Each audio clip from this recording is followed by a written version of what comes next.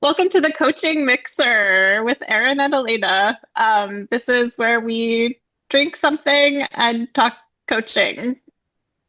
And because it's the middle of the day, today what we're drinking is not alcohol based. Yes, So sorry to yes, we are disappoint not. you.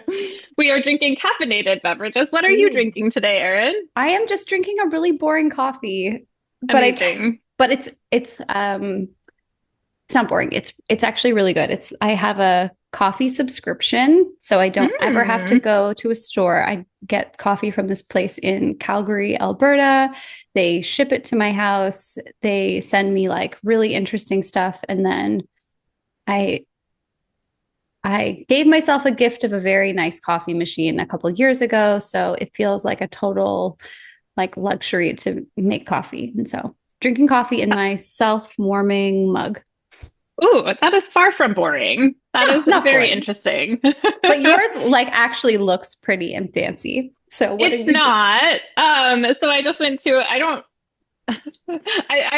I seem like I come across as though I don't like indulge in anything because I don't drink coffee very often. I went to the local like bakery coffee shop called Ladyfingers down the street, and I got a latte, which I think they like prepared the espresso ahead of time because they were just like pouring from a large thing and they kept going and going and going. And so it was very strong. So I cut it with like some of my own oat milk.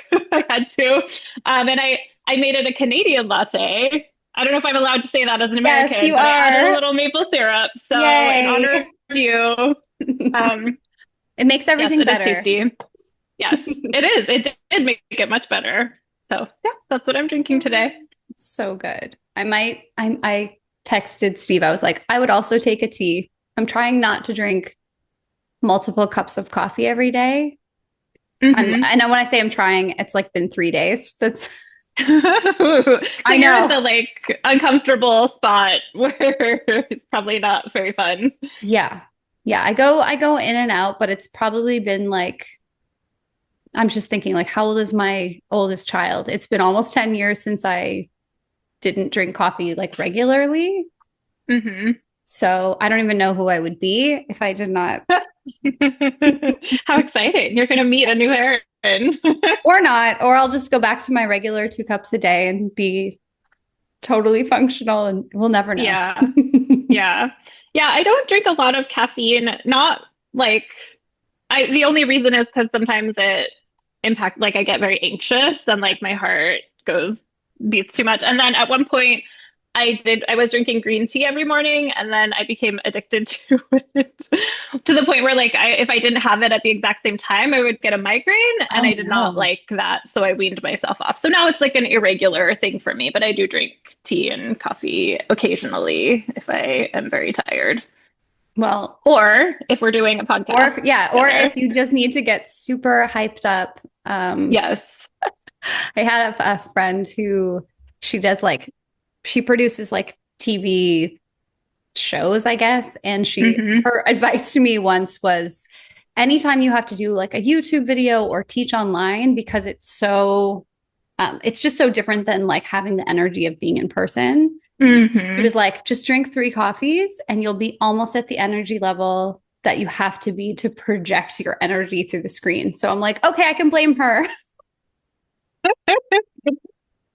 Hard though, because yeah, you get a lot of energy from like the adrenaline of Sure. being in front of other people or in that context. So it makes sense that you would need a little something to hype yourself up for video. Yeah, but not for coaching. We should not be No, overly no, caffeinated for coaching. no, that's an that is an interesting experiment, perhaps, but probably not with clients. So, what's been on your mind lately, and what have you been up to? Um, when did we talk last week or 2 weeks I ago? think it was like a I week don't or two know. ago. Yeah. I make it sound as though a lot happened. A lot did not happen. I think something that's on my mind right now in my business is it took the last year. I I was very burnt out and I was like sort of recovering from burnout. So my approach to business was very much like minimum minimum baseline, decide like, I'm going to show up for my clients, of course, but not a lot of like active marketing or anything like that or growth. I was really prioritizing like my health and my well-being. Mhm. And I am starting to come out of that. Like I'm starting to actually get kind of bored with that, which is Mm. amazing. Hmm. But I'm also like experimenting with how to come out of that. So like I've just this week started incorporating some more structure in my days and like so I'm playing around with that, which is an interesting ride to be on because I find like some days I'm just exhausted and my capacity is like a little lower than it was. And so I'm like collaborating with myself around that.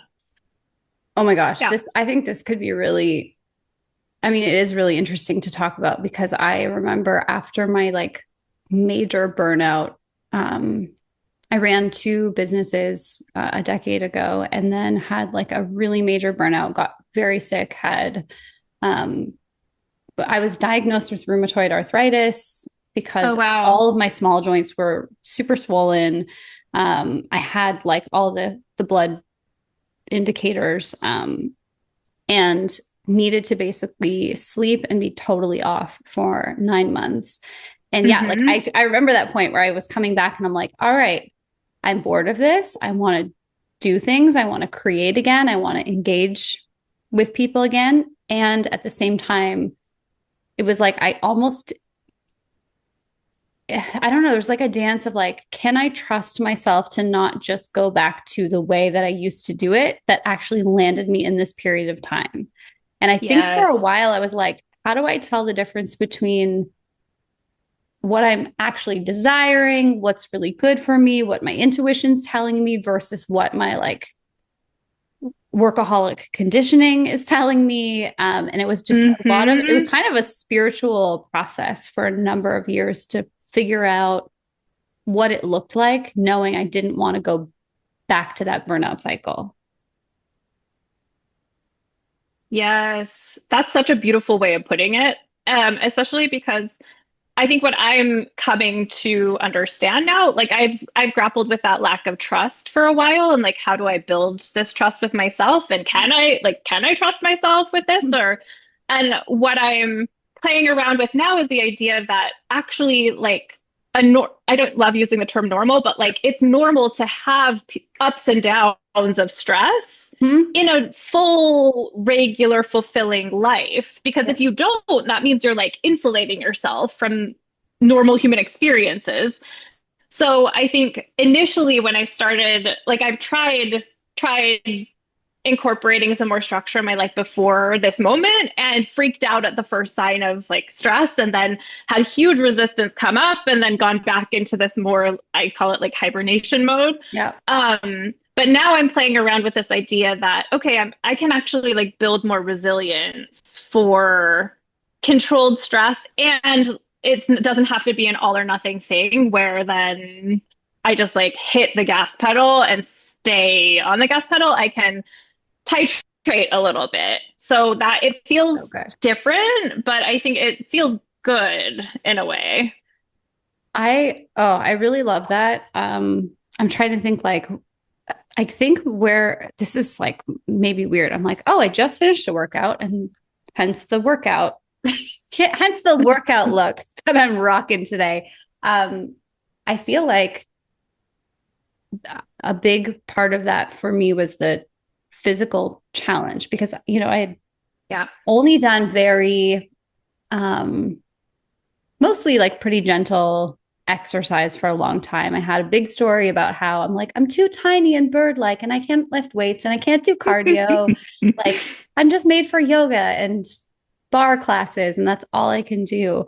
Um, but at some point, I'm like, yeah, if I were to intentionally build resilience through just challenging like my physical capacity and doing that in a really controlled environment, rather than I think there's like a different quality of stress when it's sometimes, I'm not going to speak for you, but I know for me, I'm like, a lot of my former stress was really involving myself in things that totally didn't matter and were very Mm.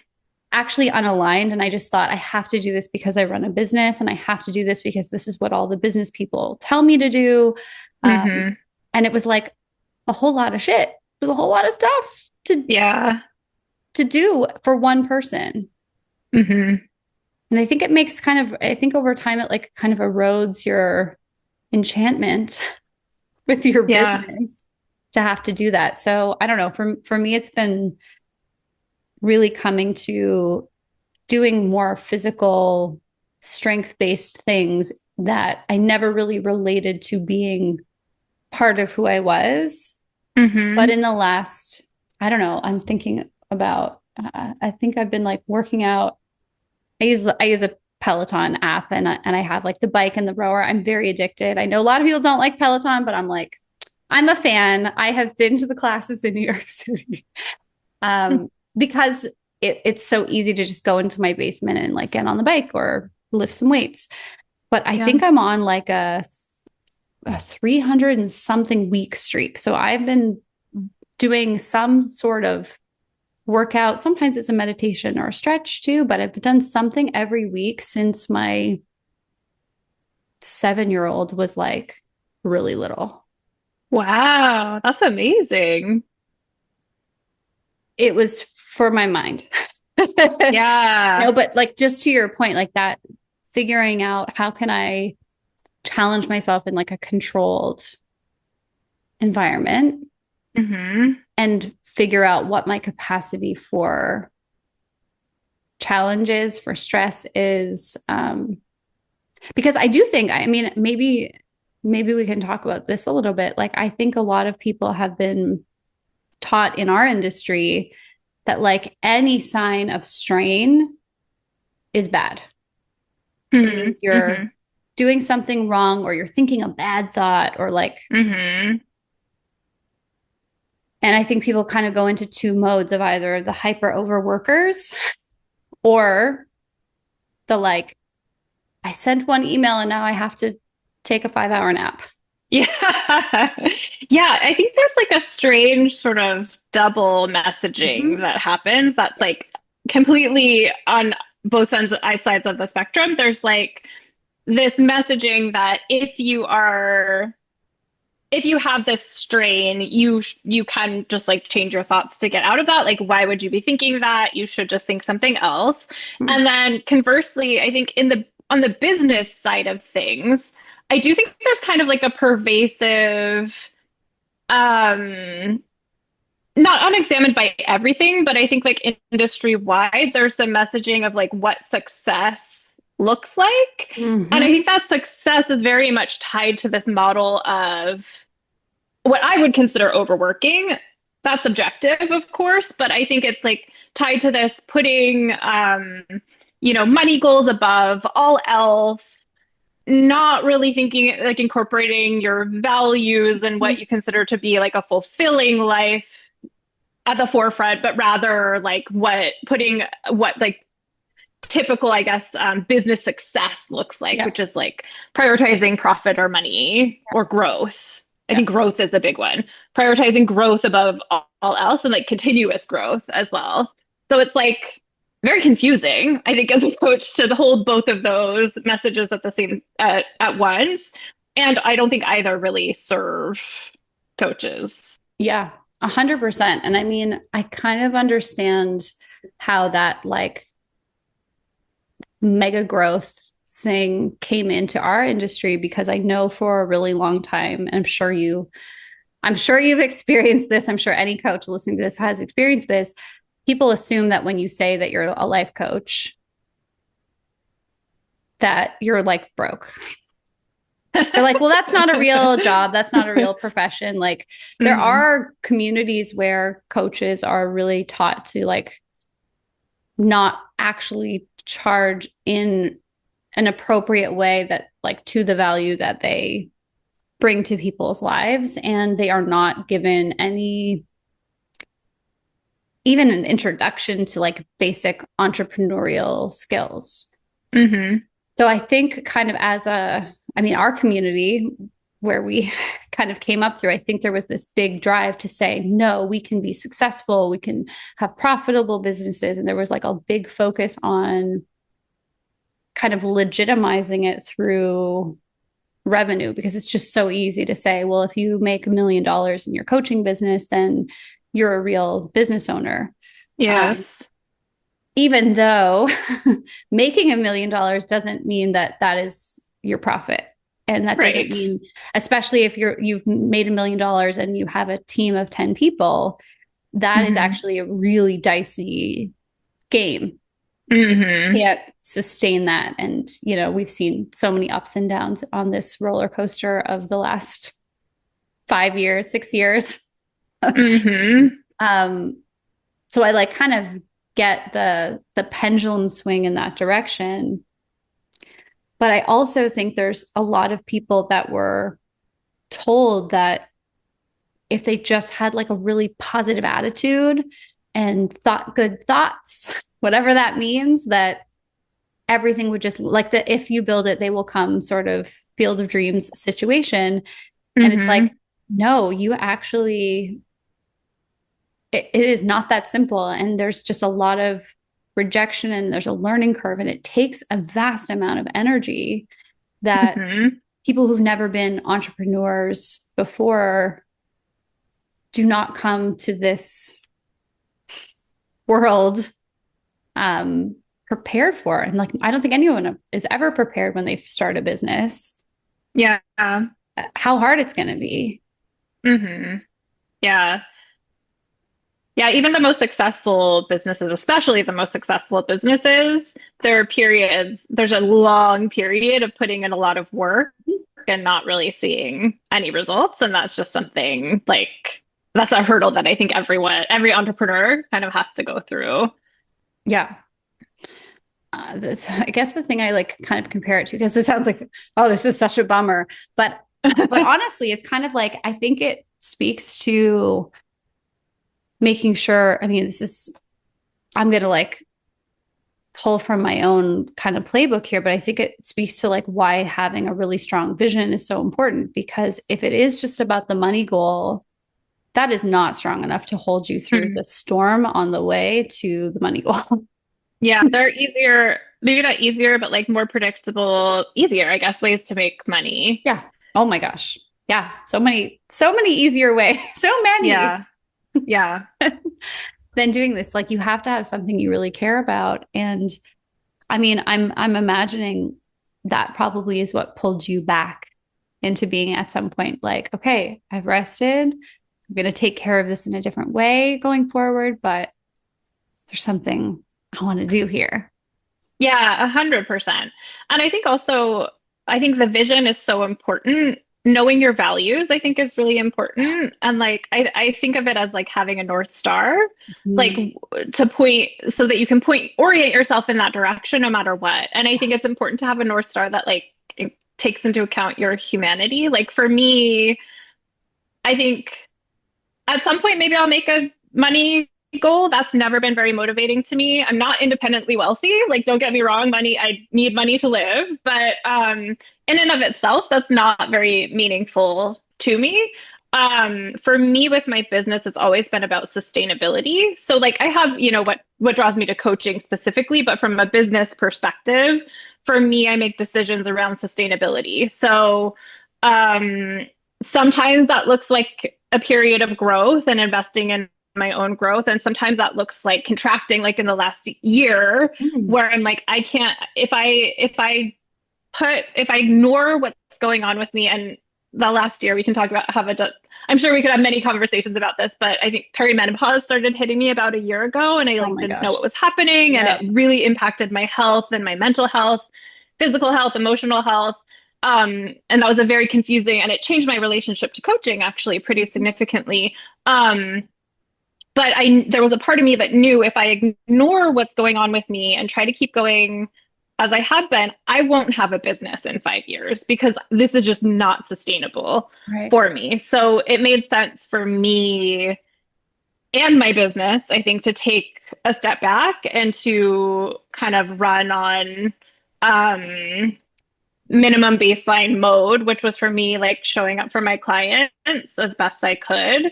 Um, and yeah, like I think without that, I don't know what I would have done. If I had just had a money goal, or if I had just had this idea that like I had to grow all the time, I probably would have given up because that just wasn't something I was capable of or interested in doing. I think that's why a lot of people in the industry in the last few years have given up because Hmm. it's not personally meaningful. It's not fulfilling. It if it's about it's so funny too because I'm like as coaches we kind of have a I feel like we maybe have a professional responsibility to listen to that inner knowing, which you did so beautifully and taking the time, which will of course feed. It's like it's a kind of a regenerative input for your business, for your clients. Like you've gone somewhere and done something that is so terrifying to so many people, Hmm. and you've come out of it with a different insight, with a different experience, with like a richer well to draw upon, Hmm. and knowing I've got to do this differently when as I go forward. Yeah. Um, there are a lot of people that can pay lip service to that, but I don't know that their clients would ever really feel it because they know that it's not it's an idea that the person has rather than a lived experience. And that's Yeah. not to say that I think for coaches that you have to have the lived experience for everything that your clients are doing at all, but I think you have to be able to have gone to the depth, the scary place that you needed Hmm. to go to be able to hold that for someone else, which you have. And I don't know. I think it's sort of important to question that. Like, I would never want a coach who is burnt out. Hmm. I would never want someone giving me support on my business whose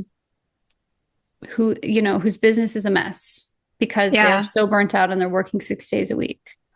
Hmm. Um, and I hoped that this was true. I was like, a couple years ago, I decided I'm like, I'm only going to work 30 hours a week, no more than that. 25 is ideal. We pretty much take Fridays off. I'm rarely working on a Thursday. We're meeting because I've got vacation next week and all of that. Hmm. But I was like, I really hope that this experiment pays off. I hope I can Yeah. like show people that they can have a life and be well. And I mean, I post all my I have a sauna after this. I'm going to go in the sauna. I'm going to do a cold plunge. I'm going to like meditate. I've got a somatic movement class. Like that's day today is that Oh, self amazing. investment. Hmm. It's amazing. And I think that a lot of people are like skeptical of whether or not that works. But I have to say, I'm working with someone right now who told me when we first started that they would really love to take Fridays off. Like they were like, I read your book and this idea of self-investment and like having a more harmonious work-life balance is attractive to me. And I'm just not sure it's possible, but maybe you can help me. And they're Hmm. having the wildest year, taking Fridays off, being more profitable, creating a more lean, structured team. Like they're having the best time. And we were talking this morning just over Slack. And I was like, you created this by listening to what you really wanted and only making room for things in your business that support your vision. And I know for some people, the money goal is supportive, helpful, gives you somewhere to aim. I just don't, to your point, I just don't think it's enough for long term sustainability. Yeah. Yeah. That's so amazing. How did you create that? Because that's not really like that sort of approach to business is not the norm, I think, in our modern Western society, at Yeah. least. Yeah. It's beautiful, and I think a lot of people want it, and I think I would love for everyone to have Me it. too. Me too. And it's pretty radical, especially for entrepreneurs who like often put 150% and Mhm. still feel like they need to put more. So like, how did you do that? It was really painful. It was really hard. I felt so what happened was like I had this burnout and promised myself we're not doing that again.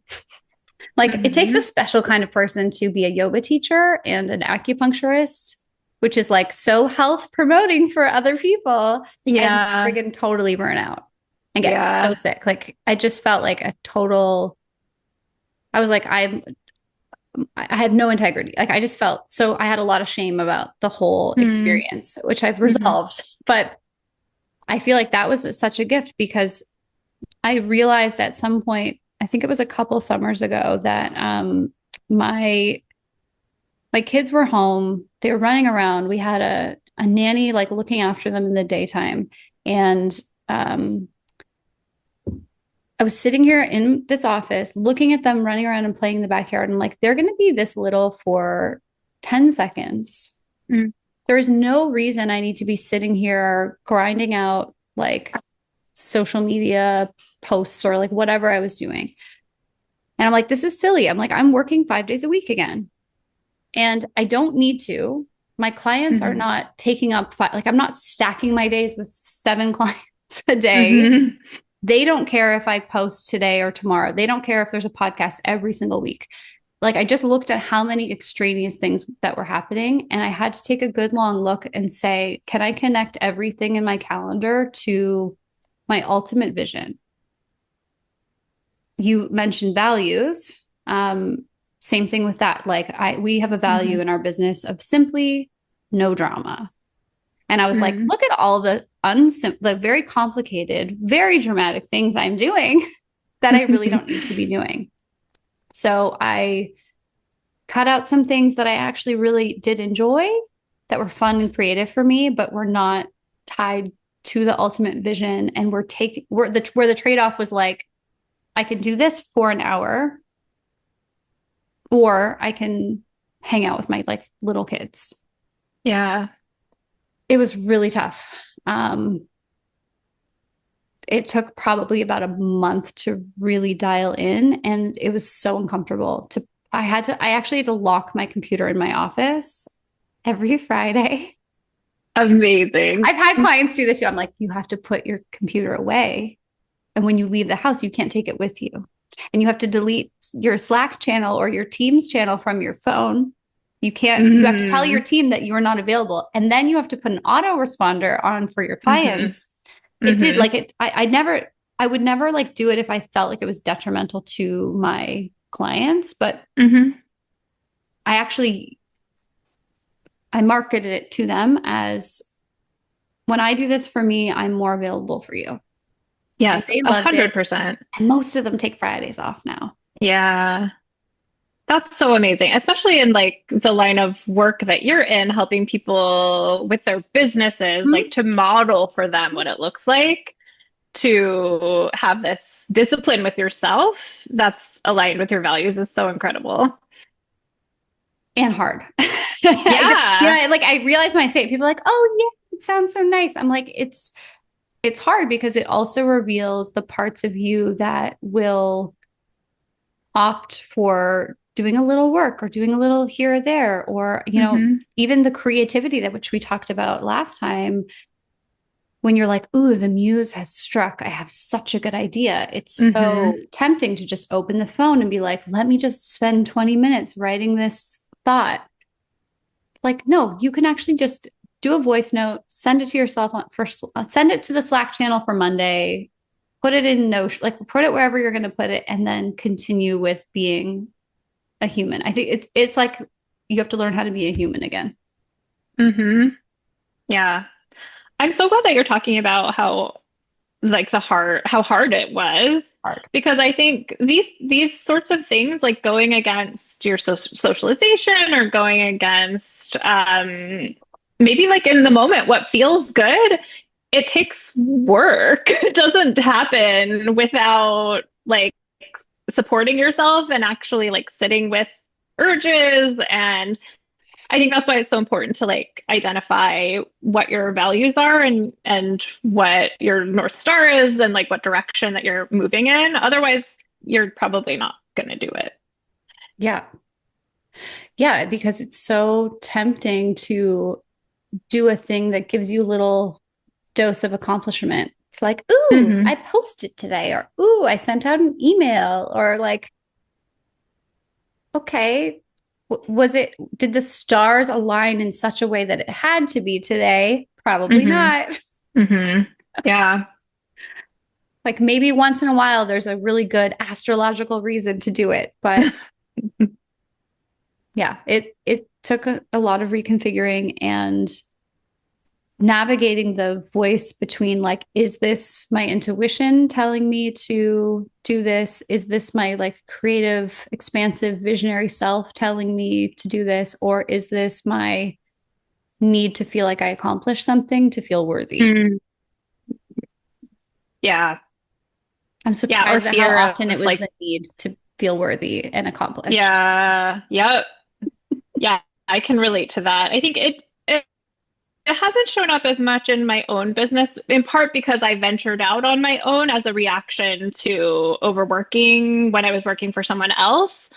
But for me, it's like needing to, I think underneath was a need to feel worthy, and it manifested as like fear of disappointing Yeah. other people and like needing to like be ahead of them and work everything out. Yeah.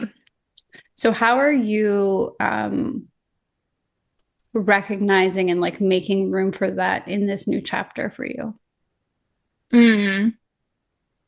So it's been my journey has been interesting. As an entrepreneur, I don't feel like I have gotten to that place yet. I've actually been in the place of like building trust with myself because I ventured out a couple of years ago. I worked for someone and it was an amazing experience. I learned a lot and I completely burnt out in that job.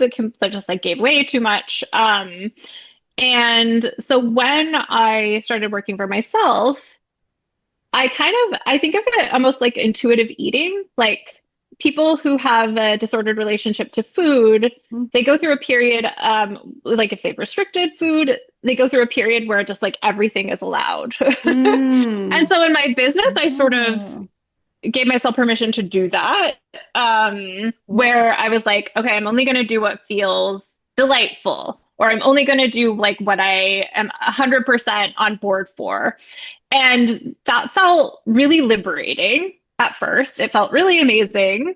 And I initially, actually, right when I quit, I had a period of like maybe 6 months where I would just have like creative energy flowing through me and I felt so on fire and so alive. I think because I had this like sense of liberation after being so rigid with myself for so long. Um, and then I think once I settled into feeling safe is when my body just like kind of collapsed a bit, for lack of a better word. And I went through a period, just coming out of it, honestly, of like about a year maybe of not wanting to do anything, not feeling inspired ever, resisting like any forms of structure that I like tried to impose on myself. And that was a very scary place to be because obviously like I need to make money, like Yes. I live in the world where things cost money. I also didn't know if I was ever going to come out of it. And I like some identity stuff came up for me as well, because I was so used to relating to myself as the person who's like always okay, Mm. who can cater to other people's needs, who can get shit done, who can like step up to the challenge, and like I'm always fine. Like I was always the sort of I didn't like abuse my body or like neglect myself fully, but I just always thought of myself as like, yeah, I'm fine. I'll be fine. I can like do this thing last minute. I can work extra to get this done. And suddenly I was in a place where like I couldn't, like literally my body just wouldn't let me. I would have like brain fog. And like I like after a certain amount of time working in a focused way, just like my thoughts weren't, I was just wasn't capable of doing that. And also showing up for my clients in the way that I wanted to. And so that was a really, really difficult time. But I think have now being in a position where I'm coming out of that naturally, I Hmm. see how necessary that was because now I feel like I'm actually in touch with myself in a new way. And I'm craving structure that I think if I tried to impose on myself later, like, making a more rigid calendar for the week, I would have resisted it and I would have been in this tug of war with myself. But now it feels like I'm actually collaborating with myself in creating it. And I don't know, I'm excited. Like it's fairly new, but it feels exciting. I feel like what I will like be able to grow from here is going to be a structure, but like in conversation with myself and taking my own well-being into account. And it's going to be like flexible, but also disciplined. I don't know. That's sort of where I'm at though. I think that's the path to success. Like, I think everything you're saying, I've just seen so much evidence that this is actually the best way that it works. Mm. And I'm so excited for you. Thank you. Yeah, it feels like I was just sort of treading water for a while. And then now it feels like I'm actually like paddling somewhere, which is really nice. Not that there's anything wrong with treading water. I needed to experience that, and maybe I'll need to do that again. But it's exciting. It's really exciting, and I don't think I would have gotten here if I didn't have the space and the ability and the privilege, for sure, of taking time where I just like allowed, like my body could just sort of settle, and I could not have so much like rigidness.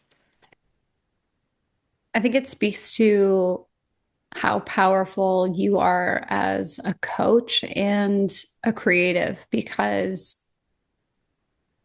you like allowed yourself that space and time.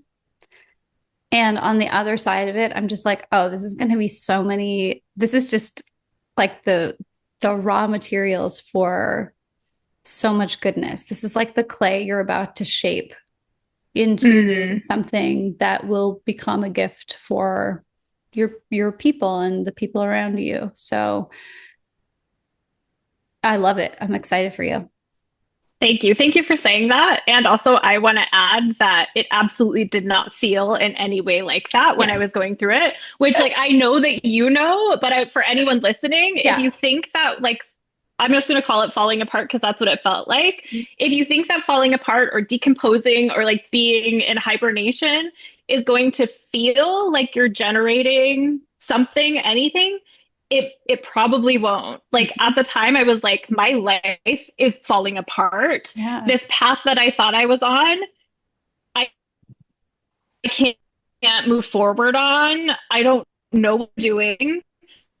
Do I go get a job at Starbucks? And I'm not a like maybe I still will because I want to give myself some level of freedom. It was very scary. It felt very wrong. I had a lot of shame come up because I coach creatives and I had no desire to create for like over a year. I had just zero desire.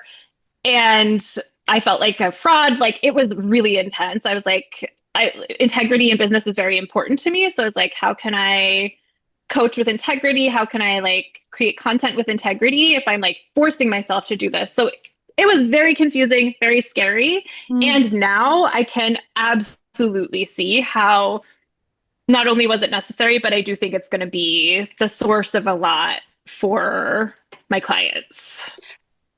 And with that, I'm going to plug you. You Oh, are a creative, kind of going through this dark night of the soul.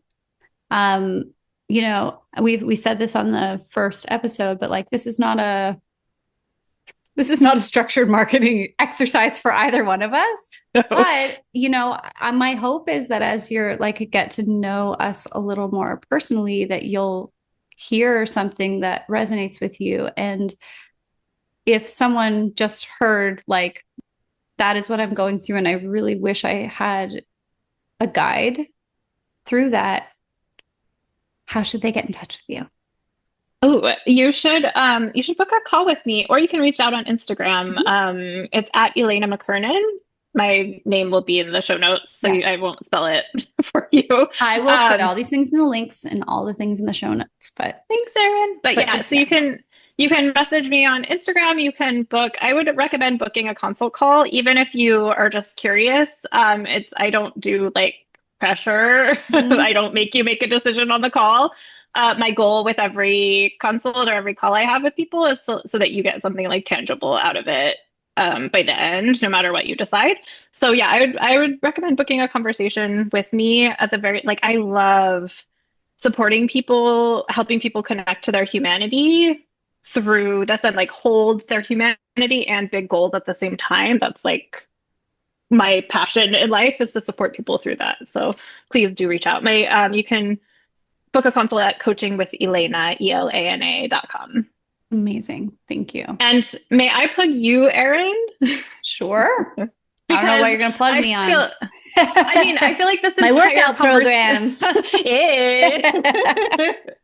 I feel like this entire conversation has been about how do we connect with ourselves and build. I mean, if you're a listener who's a coach or not, like how do we build businesses or conceive of work in a way that is aligned with our values and what's important to us in this world. And I can think of no better person than you to help people navigate that because you are someone who hold both like the practicalities of business building alongside the like emotional connection and values work. And that's such a beautiful combination. And I think what's so needed in the world, just like in general. And also, it's rare to find in a business coach. And I think you Oh, are an amazing person for that. thank you. Yeah, Yes. I So how agree. can people get Oh, okay. in So touch with if you you? don't want a fragmented business coach, if you want someone who's actually going to help you build um,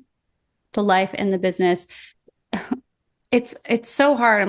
I'm going through a bit of an identity shift too because I'm like, is this even coaching? Like I'm Mm, reviewing content for people. I'm helping them with their communication skills. I am doing the processing part is coaching, but it is I'm kind of like I just want to be the person that helps you clear the deck so you can have the business that you want to have within the life you want to have. I won't do people's bookkeeping.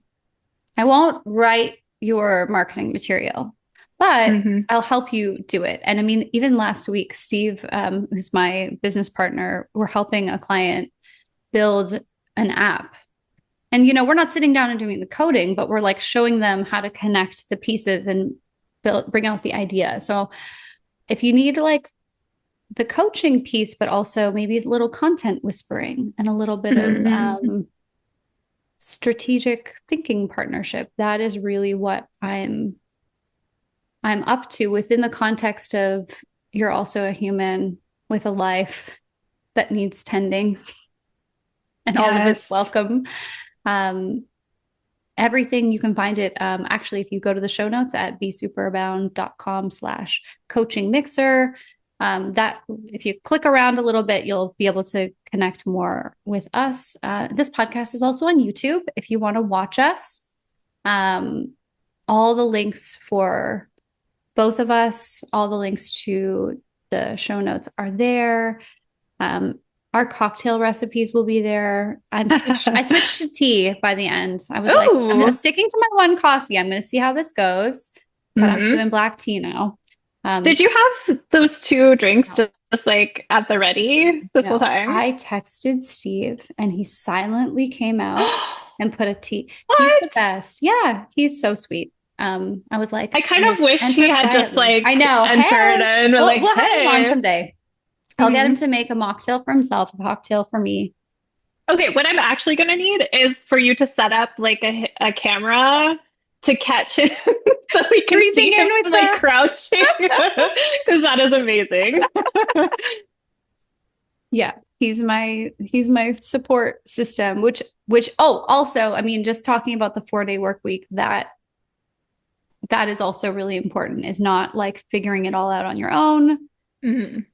It is really like collaborating with your people or your systems, like however lean your team may be. It's like really relinquishing control, which it's hard for business owners to do. But it's so needed, or else you have no mental capacity to Mm. do the thing that your clients are actually paying you for.